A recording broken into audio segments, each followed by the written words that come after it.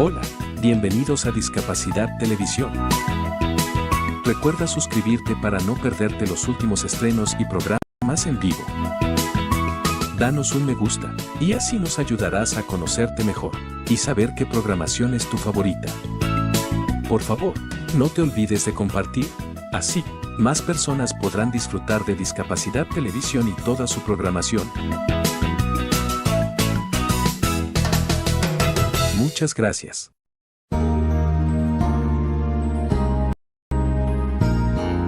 Discapacidad Televisión. ¡Hola mundo! Primer canal de televisión dedicado al colectivo de personas con discapacidad desde 2006. A continuación, Footless Yo, más allá de una amputación. Presenta BECKWITH.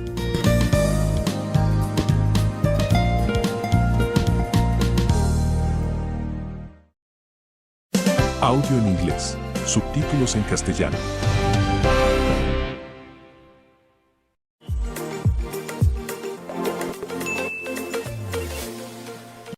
Hello there, my beautiful, lovely internet friends. Welcome back to my channel, and welcome to my little recovery nest. This is where I have been perched for like 2.5 weeks. The amount of blankets and pillows I have amassed is absolutely delightful. I wanted to give you a surgical update. I had TMR surgery on my residual limb, but it was a pretty extensive one. I'll link the video down below that talks about why I had to have the surgery and what it was. What it ended up being was horrific, and I didn't really want to come on here and say that because I'm bored of there not being like good news, but it's what life is right now. So I just wanted to give kind of a realistic look into what the last few weeks have been like, how traumatizing our medical system can be, and also just say, hey, I've missed you guys. So Mr. McNubbins here still cannot bend. It has been 3.5 weeks since I've been able to bend my knee. So the reason that I can't bend this is because if I did, it would like pull the nerves out of place, and it's very important that they heal into the muscles where they've been placed. Hence this situation. However, I was cleared to remove it if I keep my legs straight to be able to like shower and whatnot. And oh my God, it feels amazing to be able to take it off, especially with all the skin issues that were going on under there. You guys know I really didn't want to have this surgery, but I didn't feel like I had other viable options if I wanted to walk again or be in less pain. So I did it. And I have to say, this is the only surgery I have ever regretted. Don't love using that word a whole lot. And it's too soon to say that because I am nowhere near being able to see if there are actual benefits that made it worth it. If it's life-changing, and there are, I'll be very grateful for this, but this was a horrific time all around. So I went in for surgery, and my understanding is that they would at least keep me overnight, you know, just in case it's a good idea. Kind of at most, realistically, like 2 days, because I talked to my doctor day of surgery. But they want to get you home as quickly as possible. As long as pain is under control, there's no reason you have to stay there. I ended up being there 6.5 days, which felt like a very long time to be in the hospital because of the worst pain I've ever experienced in my life, and a horrific allergic reaction and a number of medical mistakes that took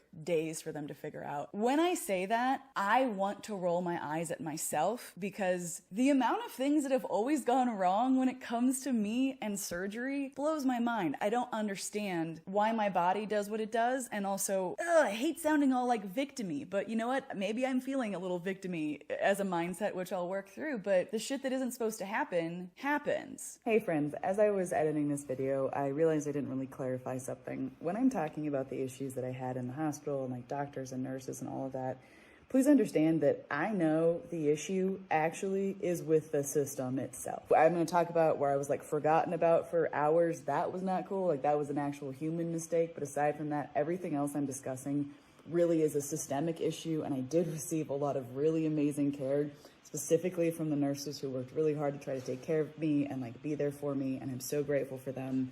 But our system is broken, and I felt the pain of that.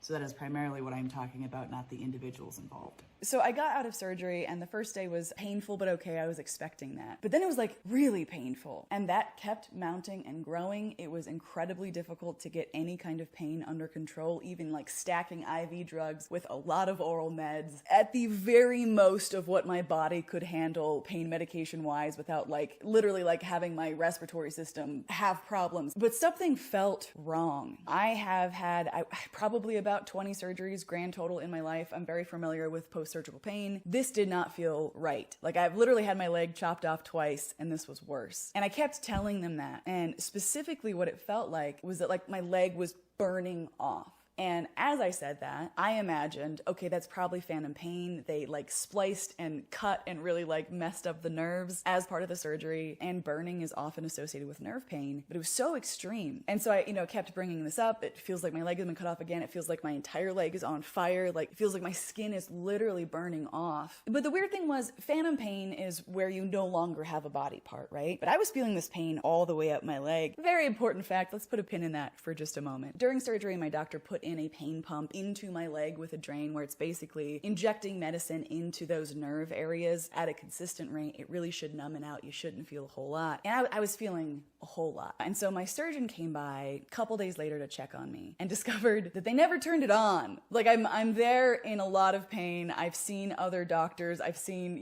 nurses every shift. I've talked to them about this, and it was never activated. And all of these people actually like looked at it. Like, yeah, you gotta check everything when you're coming in and check on the patient. They looked at it, and no one knew that it wasn't activated because it has to be like to your skin, because there's a certain part, very simple, just needs to be taped to your skin, and it never was. So I was never getting that relief because they missed it. But in almost a weird way, that ended up, I don't want to say this was a blessing in disguise, but it did lead to a major discovery, because when my surgeon came in and was like, they never turned it on, put some stuff on my skin to, sanitize it, taped everything down, okay, we're good to go. And then that area of my skin that he taped down started just like blowing up, swelling, red, bumps, rash, looked like shingles, like pussy, just gross, just real gross and painful and a little bit itchy. And it was like growing by the hour. And the more that I felt it, it was like on my hip here, the more I was like, this is what my leg feels like is happening to it, except on a way larger scale. And because I've had issues with having an allergic reaction to a different ingredient in surgery before, kind of had this light bulb moment of like, I think something's actually wrong. And so I was maybe not the best patient, but I started kind of poking around and trying to look as far as I could underneath the bandages without disturbing anything, and saw these like welts. Called my nurse in, she was obviously concerned, and they were like, yeah, we should absolutely take this off, take a look at what's going on, but we're not gonna be able to do that at least until tomorrow, because my surgeon, who's very particular with his work, I don't say that in a bad way, he is a stickler for details, always likes to be hands-on and do everything himself with his patients. But at this point, I was in so much pain and genuinely freaked out that even though they were like, you need to wait, I wasn't willing to. And so I ended up making a lot of calls, calling his office, and he was kind enough to come over within a couple hours because his office was literally across the street. We took it off, and what was underneath was horrifying. I think I'm gonna do a totally different video on that in particular, because I don't want to show any of the imagery of that whole spent days, like I said, getting off of IV meds, which are very strong, fast, effective, to oral meds so I could go home, because I can't go home with IV meds. There was a lot of mistakes that happened in that process. I was forgotten about for 5 hours after they took me off IV meds and not given any kind of pain relief, and I couldn't get people in. Like, I kept calling and the nurses were like, oh yeah, we'll get there. I just wouldn't hear anything for hours and I couldn't get up, and I got to the point where I was like screaming in pain, like hyperventilating, like couldn't breathe, and I was just like left like that for a long time. My doctor ended up being the one who found me, because he came by to do like rounds at the end of his day, and he was obviously very frustrated by the lack of care that I had been provided. This kind of plays off of years of painful and borderline traumatic sort of experiences in the hospital, in our medical system. But when you cannot rely on people or the system to help you, and you are literally held prisoner by it, that feeling of helplessness is awful, and it's something I don't want to think about. And that same situation ended up repeating itself, where I was not cared for and got to an unmanageable level of pain. I think the only time I've ever said that like pain was a 10 out of 10 for me was when I woke up from my amputation surgery and the nerve block didn't work, so I like felt everything. This was that level where I was fully awake for it. Kind of getting back to the point, we get past that and we start trying to get me home. Turns out the nerve block that hadn't been turned on, once they got it working, unfortunately it didn't work, because where it was placed in my leg, it just wasn't numbing what it should have been numbing. I've had that experience a number of times. Sometimes getting proper placement for these nerve blocks is difficult, so they just took it out because it was not helping. So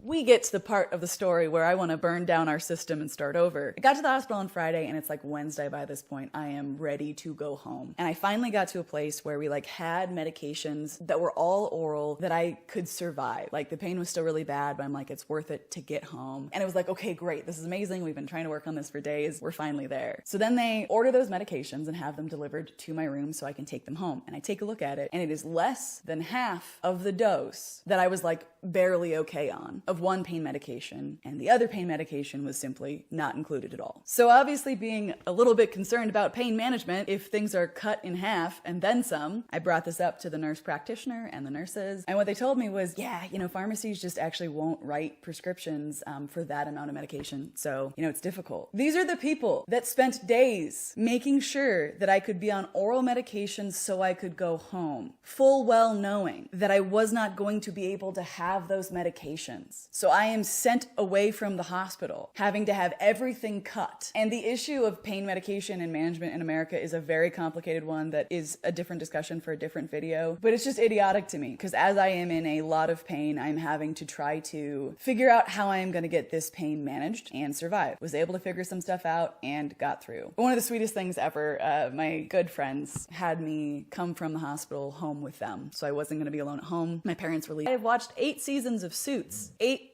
seasons of Suits. So many Suits. I don't even know why I picked that show because I've never had any interest in it. But as I was in my super drugged out haze at my best friend's house recovering, I was like, I saw it pop up on Peacock and I was like, you know what? I'm gonna watch every episode of that show in the next few weeks and I'm almost there. Also, a healthy dose of trashy reality TV, which has been rotting my brain, which honestly works for me right now. So in a couple days, it will be 1 month since the surgery. Then shall begin the process of slowly being able to, you know, bend my knee, get range of motion back, start building up some strength, be able to use my iWalk crutch again weeks later, start using my prosthetic leg, see how it feels, be better, fixed, resolved, you know, just even, I would be thrilled if there was even a bit of a reduction at a minimum. As long as it doesn't stay worse, I will be grateful for that. I'm at the place now where I'm very slowly trying to get back to work. It's been challenging, but good to like feel a sense of accomplishment of being like, you know what, at least I went through my emails today. That's enough. I've been able to get out and about a little bit, you know, see some people, do some things. I went to the gym yesterday because I've been dealing with insomnia and I was like, maybe if I exhaust myself, I'll just pass out. It actually kind of did work. Slept for like 3 hours. So it's gonna be a long road until kind of a sense of normalcy comes back, but I'm glad to be this far along in recovery. Things don't always go according to plan, right? And I knew that, and that was one of the reasons I was really scared to have this done and didn't want to have it done, because shit happens and you can't control it. You can control how you respond to it. That's about it. This is a little bit more of a longer video than I intended it for it to be, so thank you for listening to me. I think I'm gonna end it there for now. I will be doing a video about that allergic reaction I had, because as much as it was like horrifying to me, it's also really fascinating and it was like really crazy looking. So for any weirdos like me who are like fascinated by this kind of stuff, that video will be for you guys, and I will put plenty of disclaimers to being like, don't watch this if you don't, like if you're squeamish at all, it's not gonna be for you, but that will probably be the next video that I create, and I will show you the aftermath of what my leg currently looks like a month after it happened. Thank you so much for being there. It will never cease to absolutely amaze me that you care to listen to me. Thank you for being a part of my life and hearing my story, and for all of the encouragement. I think I'm gonna end it there.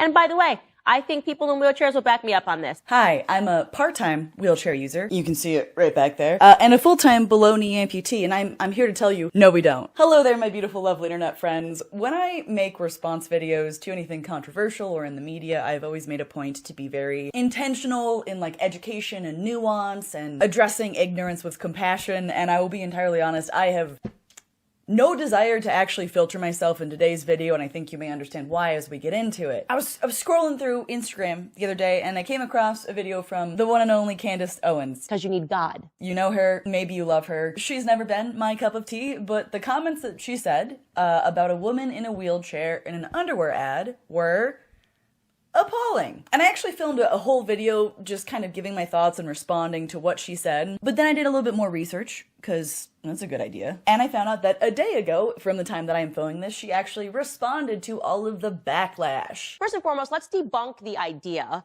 that I am an ableist. And oh boy, her response is fascinating as well. So let's dive in. Roll the clip. I say to myself, because I am the person who will be editing this. She's in a wheelchair. She's in a wheelchair, and it says, Skims, made for everybody, available now. Really? That's all I'm gonna say is really. I don't really understand how far we're going to take this inclusivity thing. I really don't get it. Look, I assumed that people that were in wheelchairs also have to buy bras and have to buy underwear. I didn't know that we needed to see that in our face. I didn't know that now we're going to have to look forward to campaigns where women that are in wheelchairs are now wearing bras and underwears because we as a society just cannot get to the bottom of our ridiculousness. Having to see women in wheelchairs on your feed, ridiculous is indeed the only word that I can think of. How far are we gonna take this inclusivity bullshit? You know, honestly. So let's break it down, shall we? In the original video, she talks about how utterly ridiculous we are being ridiculous, America. Put a pin in the whole underwear campaign thing. We'll circle back around to that later. It's actually an adaptive clothing line made by not a great person, but that's beside the point of this video. Adaptive clothing is a very beneficial thing for a lot of people. In fact, 26%,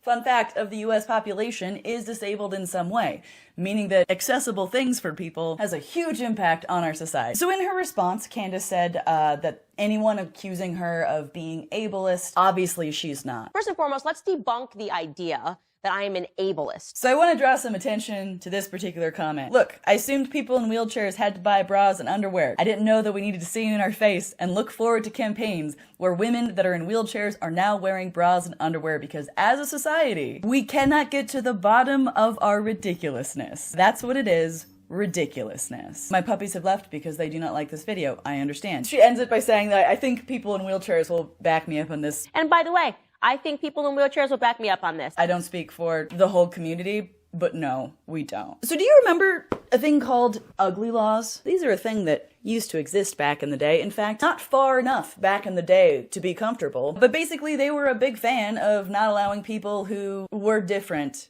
out of the house. Like, okay, they have a right to life, but we just don't want to see them. That's a very rudimentary explanation, but check out a link down below for more information. That is genuinely what she is advocating for. She knows that women in wheelchair need to buy bras and underwear, but oh my God, we don't need to see them. We don't need to see it.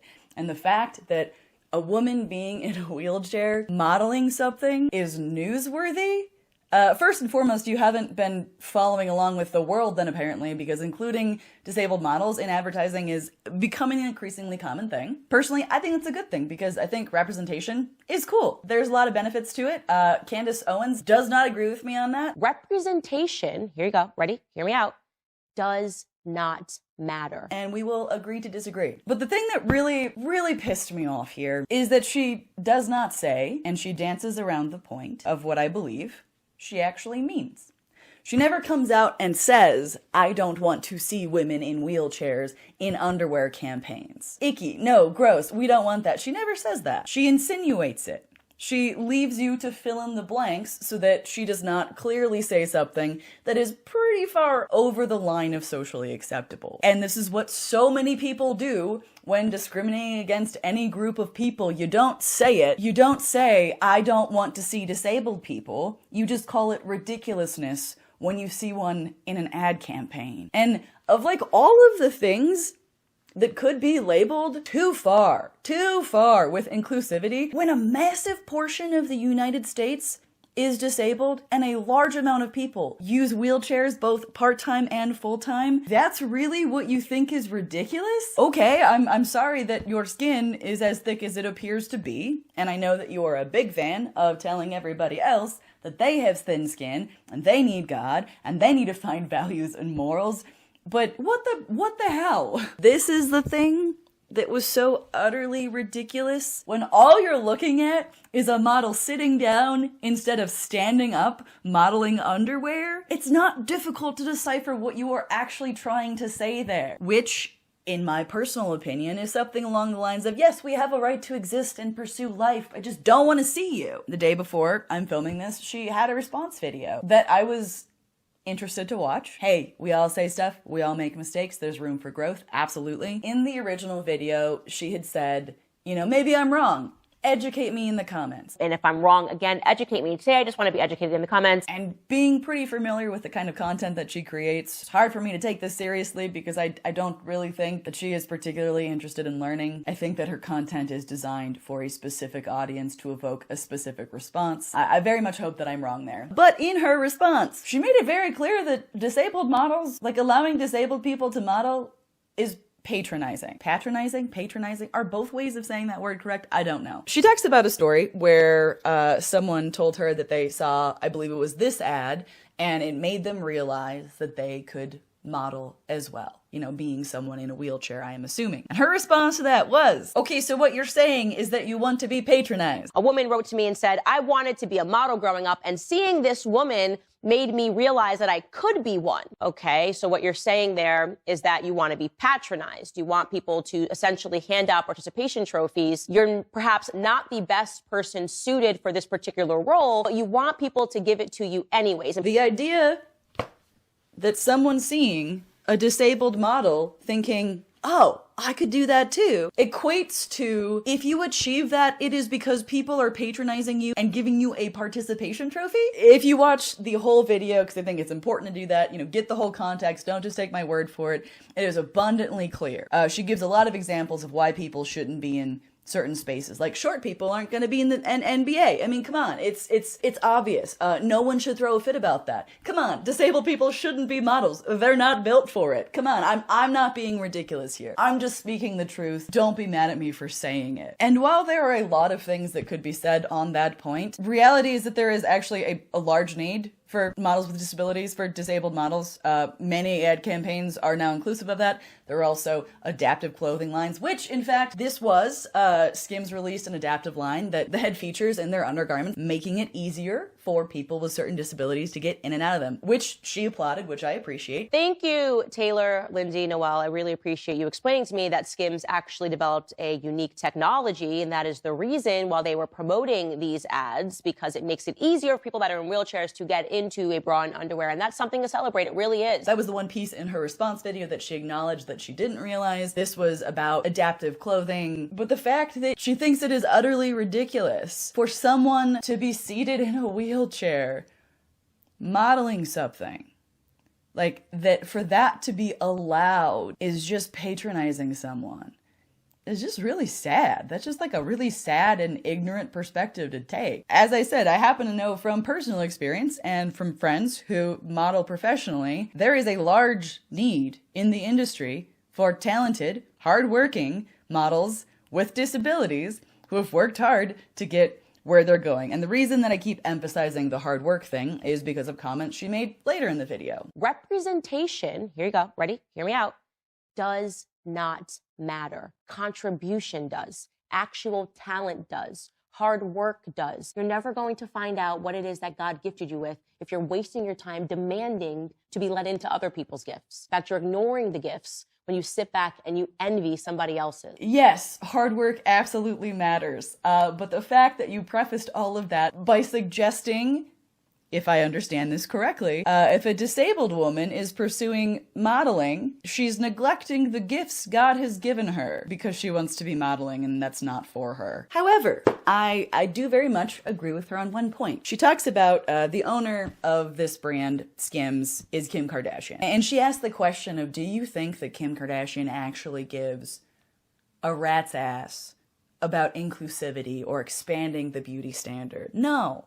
I definitely don't think so. And having worked with a number of brands, having been peripherally involved in this industry, I can tell you that sometimes the reasons why businesses choose to include disabled models is for that check mark. It's not because they actually care, it's because they want to look good. That is not every company. I have had so many positive experiences with organizations and companies and marketing campaigns that genuinely recognized the benefit and wanted to learn and grow, and also recognized that they'd be reaching a whole new market because it's a really smart business decision to market to a large group of people. Again, disabled people are not a small amount of the United States, regardless of what you think. And also, it's the only minority that you can join at any time. Anyone can become disabled at any single moment. It is something that a lot of people face. So, including representation of models from different backgrounds, able-bodied and disabled, is a smart business move. Does that always mean the company actually cares about the issue at hand? No, definitely not. But in my mind, at least at this current juncture, I still think it's a very positive thing. Holy shit, dude. What were you trying to do here? You're presenting to your audience of millions of people how absurd it is to see a woman sitting in a wheelchair modeling an undergarment. What about that is ridiculous? Is that not something you relate to? Is that not something you find appealing? Is that not what you want to look at? Which seems to be the entire point. And the fact that you said this so carelessly and casually indicates that you probably are expecting your audience to agree with you. Be like, yeah, it's ridiculous. God, this inclusivity thing is just disgusting. It's ruining our country. It is just a really sad and small-minded perspective to take. I'm talking like I'm talking to Candace here, but I know in your response video, you said that you weren't ableist. The comments that you have made 100% were. That doesn't make you a horrible human being. It means that there's a lot of room to grow and learn and cease to be ignorant, and that there's a lot of room to expand how you think about this. When I say that something is ableist, I'm not saying that, you know, that is a black mark on someone's soul that defines their entire character. No, I have ableist thoughts and tendencies that I am still working through as a disabled person. I think it is important to recognize that, like, oh yeah, damn, growing up in the society and the culture that we've grown up in, we do sort of automatically discriminate against certain groups of people, or we think certain things are bad or weird that we now have to question as we get older and learn. I do not know Candace as a person. I am familiar enough with her platform to know exactly what is happening here. She said something, it gets a reaction, she gets content out of that, she gets more content by making a response to it, she plays to her audience, and she does that very, very well. And so I don't think that this video is gonna make jack shit of a difference when it comes to what she's saying. But it was just so maddening to hear a video that was released like a week and a half ago just so casually being like, of course we don't want to see disabled people in ads, disabled people can't be models, and then to double down on that. You had a chance here. You had a chance to like listen and grow and expand, and you didn't. And that's a bummer. I haven't made a video here on YouTube, like a long form video, since December. I've been taking a break from that and still doing like the short form content.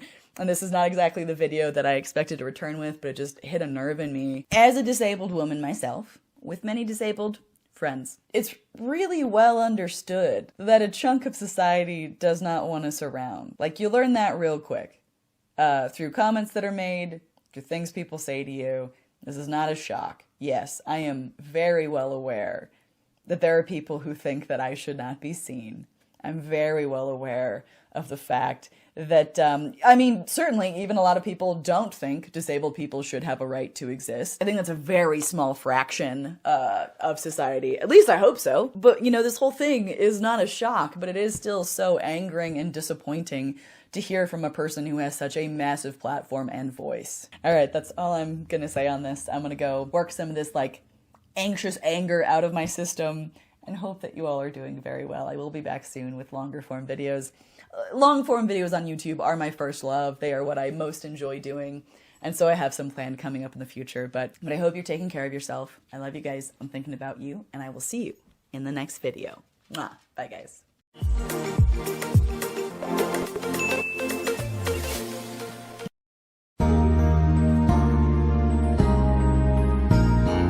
Discapacidad Televisión. ¡Hola mundo! Primer canal de televisión dedicado al colectivo de personas con discapacidad desde 2006. Hola, bienvenidos a Discapacidad Televisión. Recuerda suscribirte para no perderte los últimos estrenos y programas en vivo. Danos un me gusta, y así nos ayudarás a conocerte mejor y saber qué programación es tu favorita. Por favor, no te olvides de compartir, así, más personas podrán disfrutar de Discapacidad Televisión y toda su programación. Muchas gracias. Hola, soy el doctor Carlos Ferreira, abogado y locutor. Junto con Alexi Cañuzca y Coti Garrone hacemos Sin Barreras, un programa que intenta ser un granito de arena para aportar a la inclusión y la accesibilidad.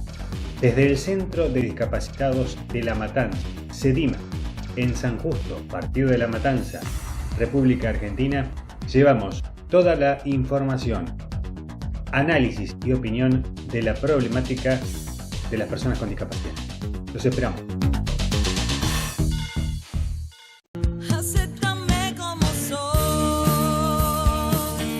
Hola, bienvenidos a Cambiando el Mundo de Personas con Discapacidad.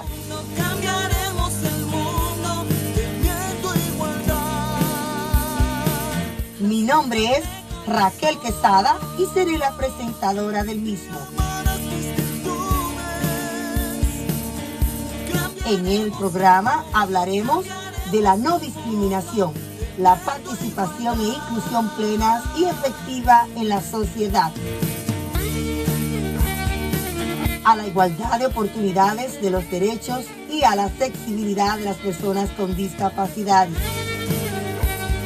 el respeto a la evolución de las facultades de los niños y las niñas con discapacidad y sus derechos a preservar su dignidad, la inclusión, la sensibilidad, la educación, la diversidad. En este programa todos los sábados celebraremos la vida de las personas con discapacidad. Que juntos podemos cambiar el mundo de personas con discapacidad.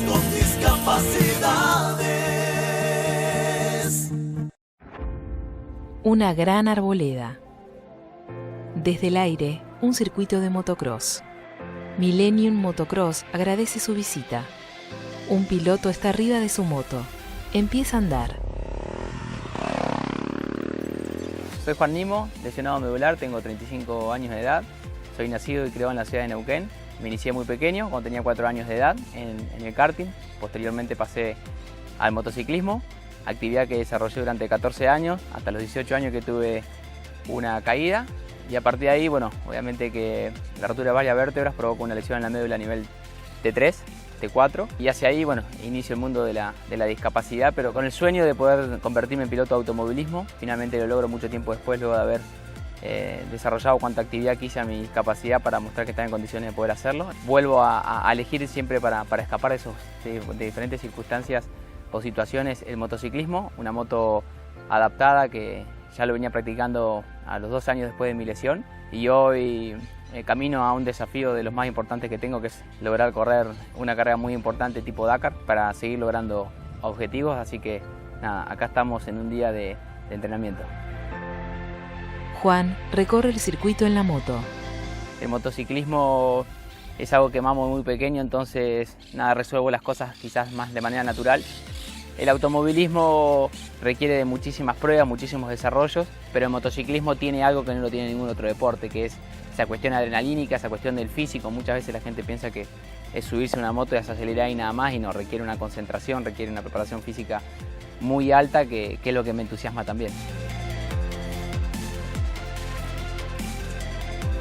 Meterse en el mundo del automovilismo con una discapacidad, en el mundo de elite y con los números que se manejan y todo, no es sencillo. Parte del medio quizás no lo acepta tanto como lo acepta la gente, el aficionado, y eso para mí es una gratitud enorme, tener el acompañamiento de ellos. Y hoy tengo la posibilidad de armar un desafío, así como tuve la suerte hasta mi llegada al automovilismo, de estar buscando desafíos permanentemente para mostrar que están en condiciones de poder hacerlo, de buscar la paridad entre la discapacidad y lo convencional, de mostrar que podemos ser competitivos y que más allá de la discapacidad podemos pelear de igual a igual. Tampoco es sencillo del otro lado que en un cambio cultural que se va dando, que se acepte todo por completo de manera inmediata, ¿no? Muchas veces la gente por ahí piensa que la discapacidad no es sinónimo de profesionalismo y que uno hace las actividades como una cuestión de recreación. Hay muchos términos, así como se ha modificado y la convención ha laburado para que los discapacitados pasemos a ser personas con discapacidad y no hay que tener miedo ante el término y comunican en eso. Hay muchas cuestiones que se tienen que ir también cambiando en cuanto a la comunicación, como tiene que ver el tema de la inclusión y la integración, ¿no? Que muchas veces la gente por ahí mete todo en la misma bolsa y son cosas distintas. Y hay algo que lo resume muy bien, que tuve la posibilidad el otro día de compartirlo, que es una cosa que te inviten a la fiesta y otra cosa es que te dejen bailar. Una cosa es que a mí me inviten a participar de un evento de automovilismo y ahí estaríamos integrados. Es una posibilidad o es un avance, pero eso no es la inclusión. La inclusión es que vos con tu discapacidad puedas pertenecer al mismo mundo Y a veces, yo siempre digo lo mismo, la discapacidad tiene la forma más prolija de negarte, que es esta cuestión de yo ante nada te protejo, te cuido, yo te estoy protegiendo de que no te pase nada. No, porque al resto no lo estás haciendo. Entonces si no estamos viendo con los mismos ojos, midiendo con la misma vara, de poco sirve. Después podemos abrir diferentes debates con respecto a las discapacidades, que hay discapacidades que requieren de más atención que otra o acompañamiento, pero nada impide que uno pueda pertenecer al mismo mundo que el resto. Y creo que la inclusión verdadera se hace desde ese lugar. Primero la gente. Agencia Nacional de Discapacidad.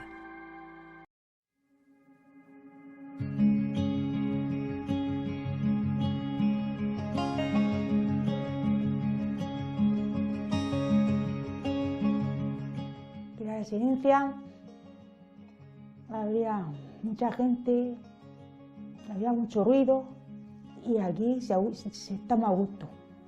No te molesta a nadie.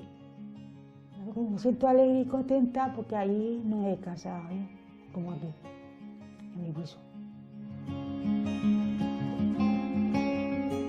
Tras hablar y convivir con los muchachos de la residencia, vimos que otros modelos eran necesarios, otros modelos de vivienda, de compartir, porque no era justo vivir en instituciones segregadas y ya no hay vuelta atrás. La vivienda en comunidad es el futuro para cualquier asociación, para cualquier persona con discapacidad intelectual y sobre todo con grandes necesidades de apoyo. No veo un futuro que no sea este.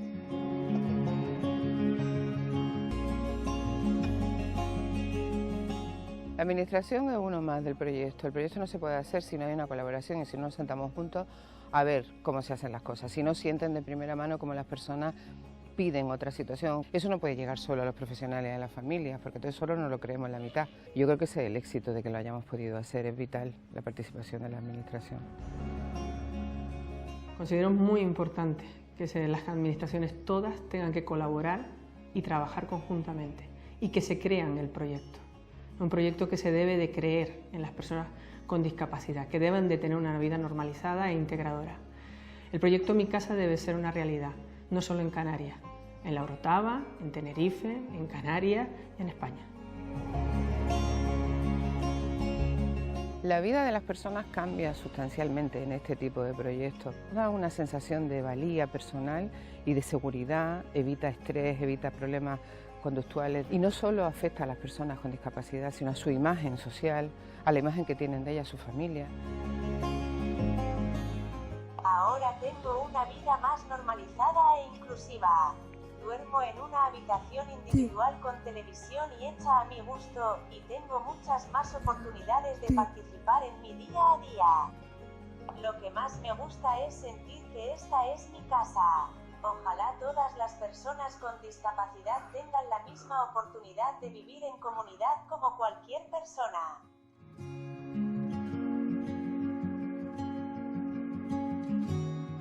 Es necesario pensar que en esto no estamos solos. O sea, es importante implicar a la comunidad y a otros agentes de interés para que realmente podamos brindar oportunidades reales y que merezcan la pena. Como es el caso, por ejemplo, de Bonnie, un taller mecánico porque lo que la apasiona es la mecánica. Eso es lo que realmente impacta. Si fuera así, tener más colaboraciones con más gente de otras empresas o demás, pues creo que no tendrían ningún problema, no tienen por qué quedarse atrás. Eso es lo que necesitan, una oportunidad. A mí se ha resuelto un montón, que me alegro de estar con Juan, con Bartó, con Víctor, con mis compañeros. Está clarísimo que esto funciona. Después de que una persona ha estado 5 años en un centro residencial de salud mental y no se ha conseguido nada, y estamos hablando de que en 6 meses su vida ha cambiado totalmente, más claro, imposible.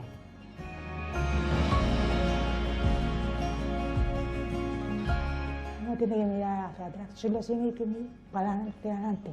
Si ya te para atrás, no hemos hecho nada. Tenemos que ir para adelante.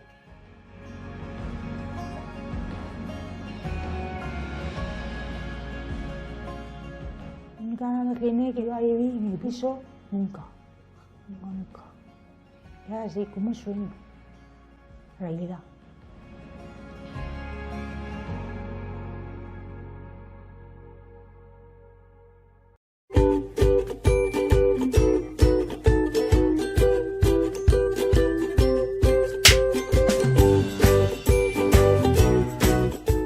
Nosaltres atenem a gent molt simpàtica, gent amb caràcter, amb gent amb mal humor, amb gent carinyosa. A mi m'encanta veure notícies. Compartir el meu dia a dia doncs, amb la gent que estimo. Soy culé del Barça. A mí me hace feliz comer chocolate, aunque engorda. Estar amb la família o amb parella. M'agrada anar a pujar la montaña. A mí me gusta de baloncesto. Que ara ja ballo amb hip-hop. Mi comida favorita es pitichuas. Sopa y algo más. M'agrada molt la paella. A veure, potser sona una mica raro, però el meu plat preferit és la coliflor. Més de 40 anys que treballo amb persones amb diferents discapacitats i no n'he trobat encara dos iguals. Esta pregunta yo os la hago a todos vosotros. ¿Soy infantil por el mero hecho de tener síndrome de Down? Creo que no. Creo que todos somos diferentes, ¿no? Bueno, tinc el meu caràcter així de riure i fer broma, però això no vol dir que siguis infantil. Jo una mica també sóc infantil a vegades, però sóc adulta, doncs és segons la teva edat. No soporto que nos den caramelos. Que em donguin una certa atenció, però especial. I és el que a mi no m'agrada. Em poden tenir en compte, però és que, com abans he dit, igual. La veritat és que a vegades tenen uns sentiments i unes emocions tan complexes. Vivo sola. Tenen la síndrome de Down, que no és una malaltia, com nosaltres. En general són persones molt saludables. Jo no me'n recordo quan vaig estar malalta, això ja. I al moment jo estic sana i estic amb molta grima. No, a la meva feina no falto molt. De salut sempre em noto bé. Soy muy fuerte. Tampoco están siempre felices, están felices quan passen coses bones. Hi ha moments difícils a la vida per tothom. Quan tenia el mal dia, tenia el mal dia. Me pongo triste, amores me matan. Porque la felicidad se construye día a día, no se mete en la cabeza de repente, digo yo.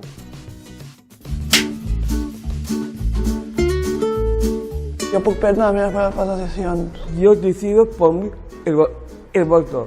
Senyor jutge, jo tinc ganes a votar a tots, als polítics. Puc decidir de tenir una vida igual que la gent que no és com nosaltres. No soporto la sobreprotección, no soporto por el mero hecho de ser diferentes que nos traten de otra manera. Jo treballo a la clínica dental Echevarria ajudant a la doctora a realitzar instruments. A cambrer. Amb l'ajuda d'Aura, amb el suport necessari, poden treballar com qualsevol altra persona. I per això necessitem molts empresaris que tinguin ganes de provar aquesta experiència. Estem segurs que tots en quedarem satisfets. A una empresa que es diu Redes Comerciales. Yo trabajo a la Fundación Pascual Maragall. De coses de la secretaria. 22 años hace que trabajo. A part de treballar aquí, treballo amb nanos petits a l'escola de música. Y es el VCB de Sport. Y yo me llevo 25 años. Em sento normal a la feina. Jo treballo a l'Hospital de Bellvitge i em passo molt bé amb les companyes. La feina em fa tenir més ganes de fer coses. Treballo a Starbucks, facial. És un crac. Treballa i a més està molt orgullós de la seva feina i tothom està molt content amb ell. Al treball soc puntual. Soy puntual a la feina. Es profesional, o sea, es como nosotros. Te dedicas igual que cualquier otra persona del departamento, como un trabajador normal y corriente. La porta a sentir-se pues, un més a la societat i orgull de ser vàlid. És normal ser un empresari tenir por, però dintre de lo nostre Aura ho posa fàcil perquè tots els empresaris que realment vulgueu fer el pas no us suposi una gran dificultat, ni gran ni petita.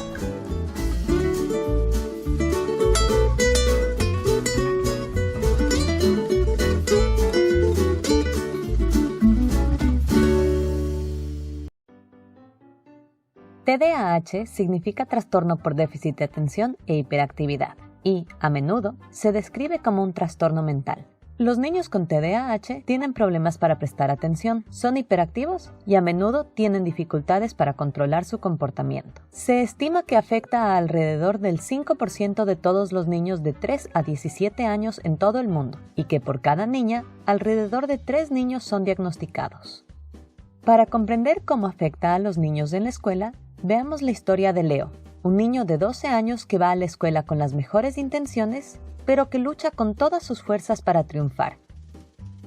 El déficit de atención es su mayor problema. Leo se distrae con mucha facilidad. Sucede incluso cuando hace todo lo posible por concentrarse. A menudo se da cuenta de que de repente se ha distraído y ha pasado los últimos 15 minutos pensando en algo completamente diferente. Solo la cosa más pequeña puede desviarlo del rumbo. Para él, se siente como si su cerebro estuviera roto. También es olvidadizo. Los libros y las tareas a menudo se quedan en casa, y si no se pierde de una tarea, a menudo la extravía en algún lugar o se olvida de entregarla. Sus calificaciones son terribles y algunos maestros están comenzando a pensar que es un caso perdido. Luego está su hiperactividad. Cuando tiene que trabajar en grupo, está inquieto y tiene problemas para mantenerse concentrado. Mantener la calma y escuchar mientras los demás hablan puede agotarlo por completo, lo que hace que cualquier conversación normal sea un desafío serio. Para él, se siente como si no le quedara capacidad en su cerebro para lidiar con toda la información que necesita ser procesada. Luego, se siente enojado por no poder seguir los temas. Para ayudarlo a lidiar con su hiperactividad, le gusta tener las manos ocupadas todo el tiempo. Por último, está su comportamiento impulsivo. A menudo, no puede abstenerse de decir las cosas que le vienen a la mente. A veces, se esfuerza por controlarse, pero luego se le escapa e interrumpe a los demás. A sus compañeros de clase les resulta molesto. Más tarde se arrepiente de su comportamiento exaltado, pero sabe que, lamentablemente, lo hará una y otra vez. Le parece que no puede aprender de sus errores. Los profesores se frustran al intentar que se comporte. Otros se impacientan, se rinden o se distancian.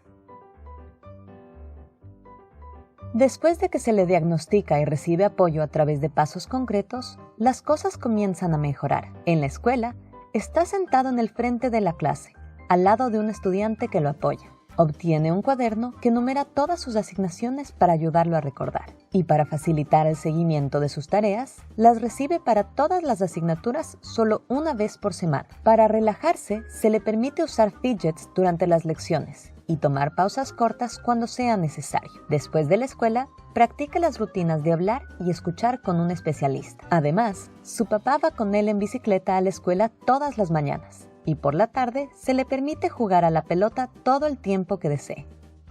Para los casos graves de TDAH, a menudo se recetan medicamentos. Antes de que eso suceda, los niños como Leo deben someterse a un diagnóstico profesional apropiado para su edad por parte de un psicólogo infantil que tratará de mirar debajo de la superficie. El TDAH podría ser solo la punta del iceberg. La causa principal puede ser problemas en el hogar, el acoso escolar, la falta de sueño o una dieta incorrecta.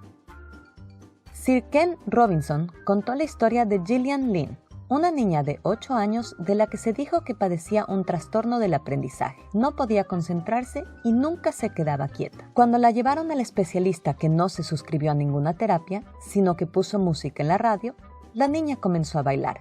Luego, él le dijo a su madre: Gillian no está enferma, ella es bailarina, llévela a una escuela de danza. Gillian Lynn más tarde se convirtió en una bailarina famosa y luego responsable de algunos de los musicales más exitosos de la historia de Broadway.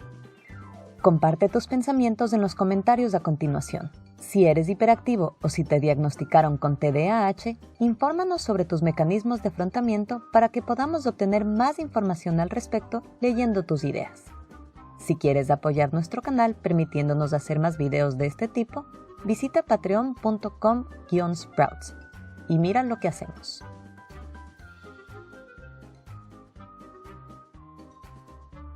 New York City is crazy! People, cars, bikers, dogs on leashes, tourists. It's a crazy thing to see. But what if you couldn't see it?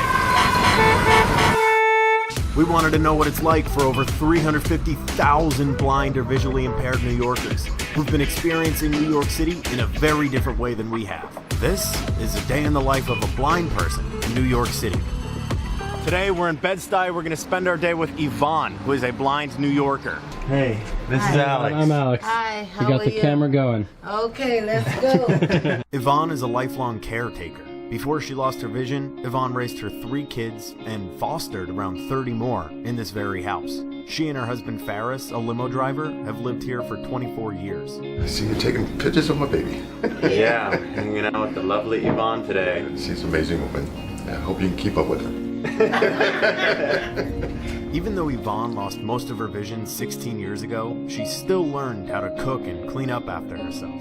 She uses tools like her Alexa to hear the weather in the morning and her Apple Watch to make phone calls. We don't have to be anywhere until 10 a.m., but today, Yvonne got up at 5.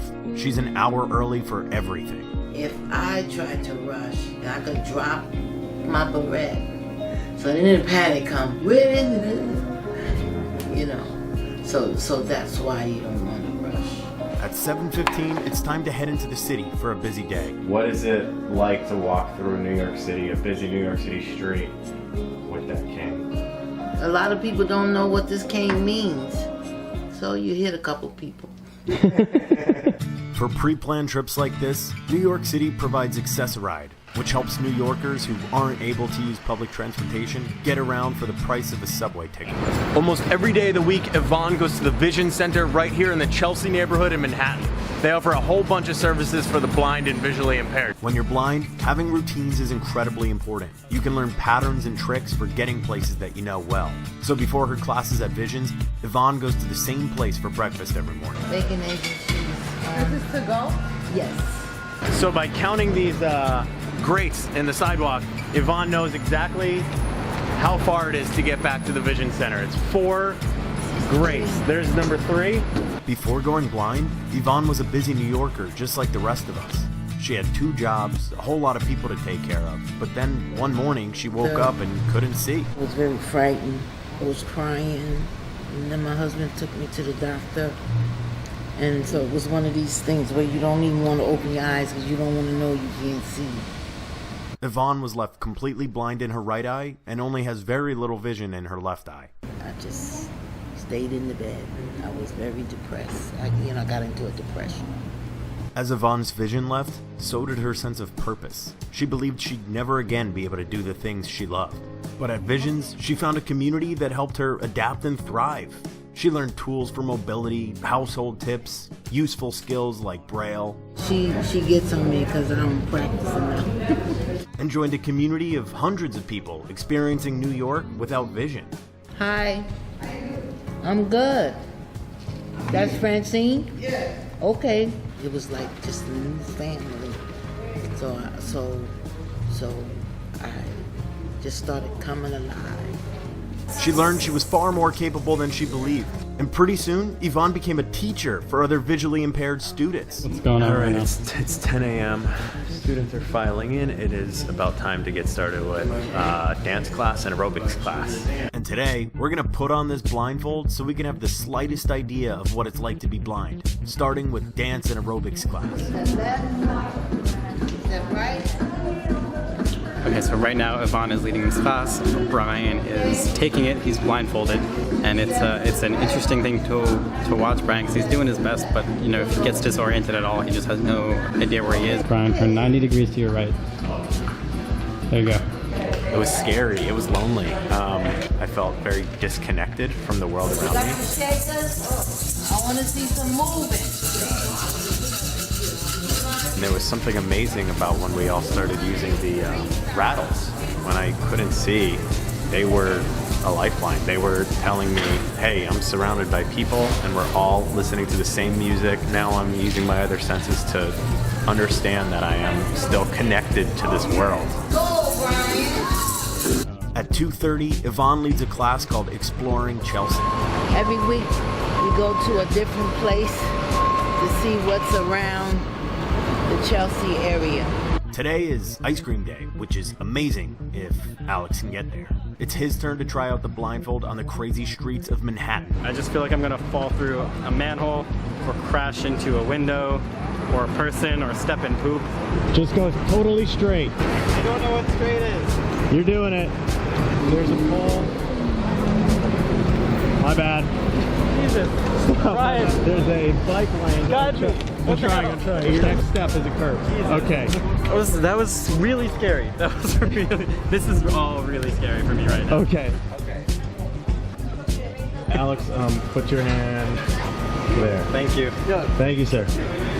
Okay, now what do I do? Okay, now you have ice cream in your hand. Yay. You know what to do from here. How well do you feel like you know Chelsea? I don't know Chelsea. That's why I developed this class, so I could get out. So I'll just sit here, be here with my thoughts of what the heck's happening around me. That's pretty much all I'm thinking about. What is happening around me and where are things happening? For the way back, Yvonne offers Alex her cane. Can you hear the traffic on your right side? Yeah, cross us. Yeah. That means you can't cross. Right.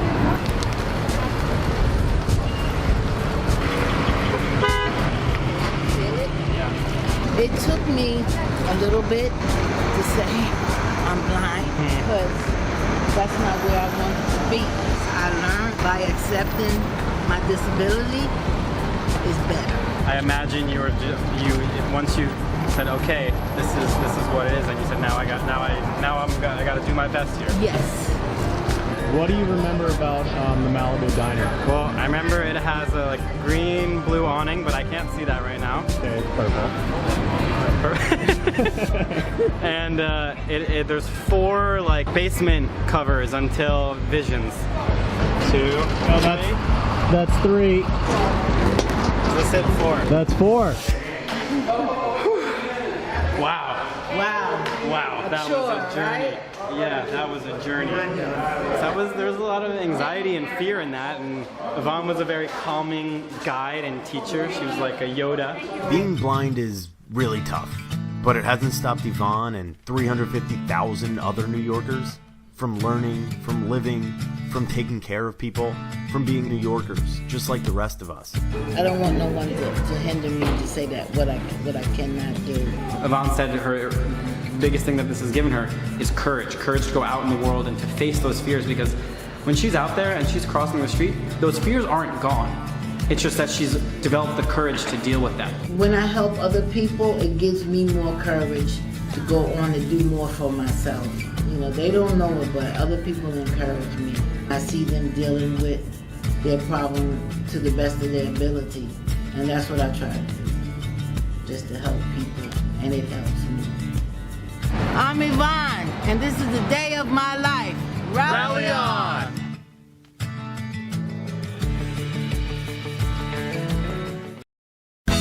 Hola, bienvenidos a Discapacidad Televisión.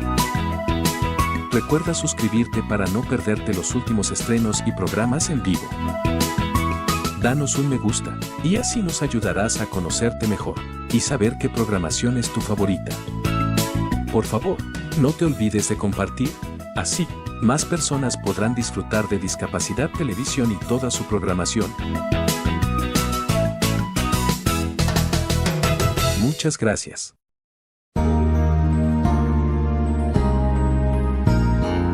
Discapacidad Televisión. ¡Hola mundo! Primer canal de televisión dedicado al colectivo de personas con discapacidad desde 2006.